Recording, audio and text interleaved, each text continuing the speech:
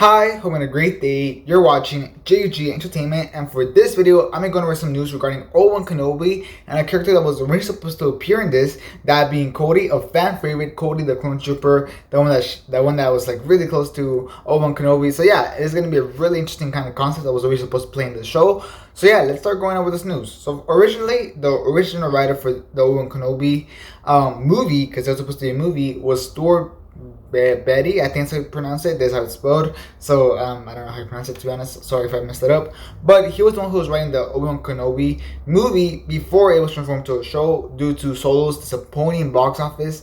As it did really bomb at the box office. So because Solo did so bad, they were like, okay, let's not do more movies about this. So they turned it into a show. But he was the one who was originally supposed to be writing he was the one that was originally writing the movie.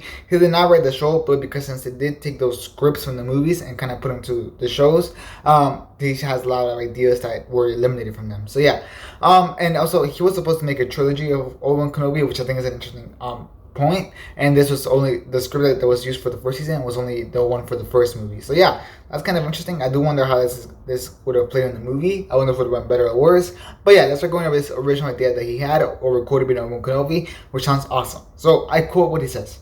Yeah, Cody was a big one. I love the idea of Obi-Wan having a buddy on Tatooine, like a secret buddy. So like when he first goes into town, you see Cody and he's following him through the streets and attacks him. Takes him into an alley with a knife to his throat and says, "You're dead." And then you realize, oh no, Cody's making a point. Like, come on, you got to be more careful.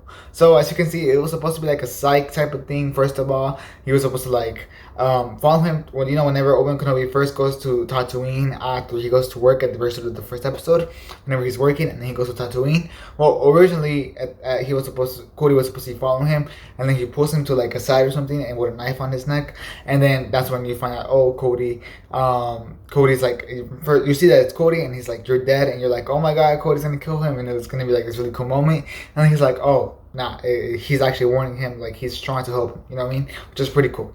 Let's keep going on with what Stuart said. And he said, you realize, oh, Cody has now morphed from someone who was trying to kill him when we last saw them and Revenge of the Sith, to someone who is now devoting his life to protect him. Because by now he's had his biochip taken out of his head and he realizes, oh my god, what I did was wrong. And he was driven by guilt, as much as Obi-Wan is driven by guilt. So you got these two kind of old warriors bickering, like this old married couple about God. It was so much better when we had an army at our backs, you know what I mean? So yeah, that's really interesting. So it's more like a comedy type of thing. It would have been more like a comedic type of thing, because they're always, well, first of all, I do like the idea that it's kind of deeper than just comedy. I like the idea that, oh, they're both driven by guilt. Obviously Cody's driven by guilt after he like tried to kill Obi-Wan Kenobi and Revenge of the Sith, which was really deep. And obviously I think all clone troopers are driven by guilt due to that, all the ones that took out the chip. So yeah, I really like that idea. So and then Obi-Wan Kenobi's driven by guilt as well. So I like that deeper idea that they're both driven by guilt. Really nice idea. But also, it's more like a comedy type of thing where like, oh, it was so much better in the past and this and that.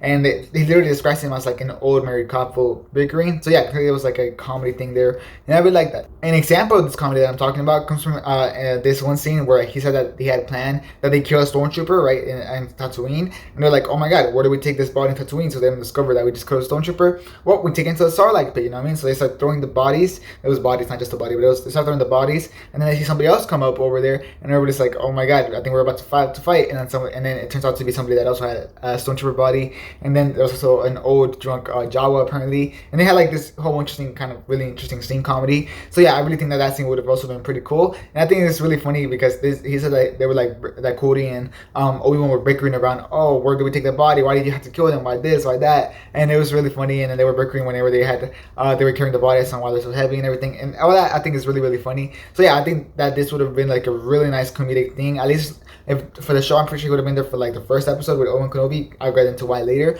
but I do think that this would have done really nice wonders for the show. Not just because they would have added a bunch of extra comedy and everything, but I think overall fans would have been a lot more happy to see Cody, a clone trooper, returning. I think that would have been super cool and super awesome. And I think this would have given us like this really nice connection that I really think that it kind of lacked a little bit from Obi-Wan Kenobi, that I think would have been really nice. Alright, so then he also said that the idea of his, and I quote, he said, and the idea of mine was that when Obi-Wan Kenobi had to leave Tatooine, he left Cody in charge of Luke. And that gave us a fun little B story to keep cutting to. a way to. And yeah, he's a really fun character, and a guy racing against the clock, obviously, because he's aging twice as fast. He's trying to atone for the worst thing he's ever done in his life. So so tragic in a way, but just fun. The way that they bickered in my stuff, it was just, put a smile on your face and, laughs, just arguing all the time. So yeah, clearly you see that he really had this planned out. So it was really comedy, it was really nice. But he said that there was always like this tragedy to it, because like he said, he's aging twice as fast. So he's trying to make up for everything that he's done, which is the worst thing in his life, which is try to kill Obi Wan Kenobi and the rest of the Jedi, which I really think it's a really deep story, and I like that. Also, a huge thing that is not in the show that would have been a big story is that he was originally supposed to stay with Luke. Whenever Obi-Wan left Tatooine at the very end of episode 1, he would have stayed with Luke, which I think was actually really interesting. And I think that would have been a really cool B story, because I think we could have seen a lot more of Luke on this, obviously. And I think a lot of people want to see a lot more of Luke. And I think this could have made the story where Reva goes to hunt Luke a lot more interesting, and it could have added a lot of sacrifice her. Like, what if she killed Cody in that scene, It would have added a lot more, like, oh my god, whoa. I would have added more impact to that plot whenever obviously Reva goes to kill Luke, because we already know Luke is not gonna die. We already know that Owen and his wife is not gonna die. So then, like, we already know that nothing bad is gonna happen, bro. So it really is just down to how does Reva not kill Luke? That's really how it's down to. But what if they would have added Cody there? Like, we don't know if Cody survives or not after this. So what if they added Cody there, and then it adds like a new layer of suspense? I think that would have been super cool. Apart from that, I think we could have really had a really nice character arc from Cody in this show, and I really think that a lot more character development, maybe with Owen and Luke a little bit, could have benefited the show a lot, and it really made the fans super happy, because it's like really fan servicey. It has a lot of fan service to just have Cody in the show and just taking care of Luke. That's a lot of fan service, to be honest. And yeah, I think this would have worked very nicely. I can see why they didn't do it. You know what I mean? I think maybe it would have been too hard to redeem Reva at the end. And especially since in his original idea, he said that Reva did die whenever she fought Darth Vader. So it was like a different arc for her. But in this one, I think there's a complete different arc. And I think I like this arc a lot more for Reva than the one he originally had planned. Like, originally he had planned that she didn't know that Anakin was Darth Vader and all that type of stuff. He said that she was just like an inquisitor that was super mad at the Jedi. And I think that that's fine. But that's like a really two-dimensional character. Now that she has a stronger character arc, which is like trying to kill Darth Vader for what he did, I think that's a lot more of an interesting arc. And then the way that they end her things at the season, I think that's a really nice, interesting arc. So I can definitely see why they kind of took Cody out of it to kind of give Reva her arc. But I think, honestly, the show could have been a little bit longer, and we really could have had some really nice story with Cody.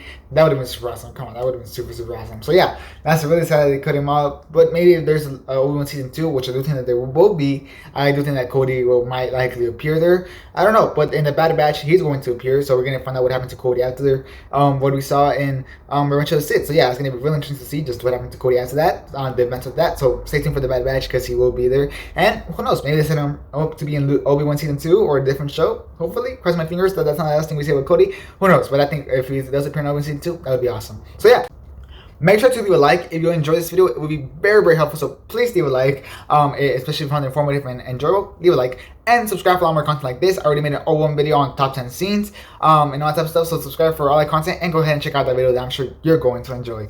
And lastly, make sure to just leave a comment below with what do you think about this story. Do you think they should have kept this Cody story inside the show? Do you think it's better to cut it off because it would have been too much distraction? Or are you personally like neutral? I'm very curious. And what do you like more about this, how this Cody story sounded like? I'm very curious. So tell me that down in the comments. And yeah, that'll be it for this video. Thanks for watching. Hope you have a great rest of your day. And this is JJ Entertainment out.